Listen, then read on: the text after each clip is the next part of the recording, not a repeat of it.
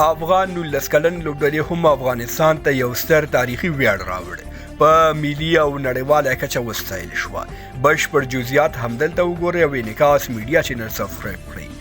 د افغانستان 19 کلنې لوبډلې د نورعلي ځدران تر روزنې لاندې د متحده عربي اماراتو په کوربتوب د افغانستان، پاکستان او متحده عربي اماراتو د 19 کلنو لوبډلو ترمنځ د 3 اړخیز سیریز اتلولي وګټله او په دې سیریز کې خپل سرسخت سیال پاکستان ته 2 ځلې ماتې ورکړه.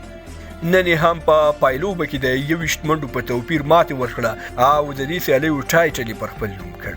د افغانستان 19 کلنې لوبډلې د دې تاریخي بریا په تړاو یو شمېر نوموڅو څېرو او خبریالانو غبرګونونه هم ښودلي دي.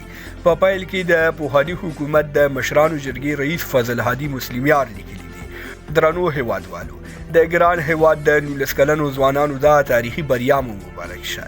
د امریکا غږ خبریال او د کرکټ مبصر جعفر خان لیکلي دي: مبارک شه وطنه، افغانستان بیا پاکستان مات کړ او دا ځلې په فاینل کې مات کړ.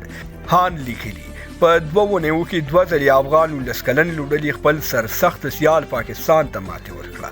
د تیر حکومت د ننګرهار ولایت د والي ویان د الله ګڼي لیکلي دي: د 3 اړخیزو سیالیو جام ګټلو او پاکستان 19 کلنو ته په پایلوبه کې د افغان 19 کلنو اتلانو بریا دی ټول ملت ته مبارک وي.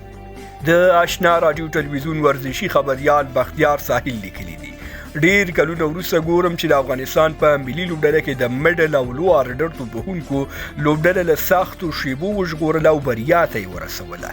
ژبور افغان خبریال سعید شینواري لیکلي دي چې زمریان دي نو ویسیاله خو به خود وي، میلیونونه واره مو مبارک شه. کولی شو چې یو با تجربه روزونکی ورکړو، خو که لوبغاړي دغسې تورغوږي وو ذمهواري نشو اخیستی.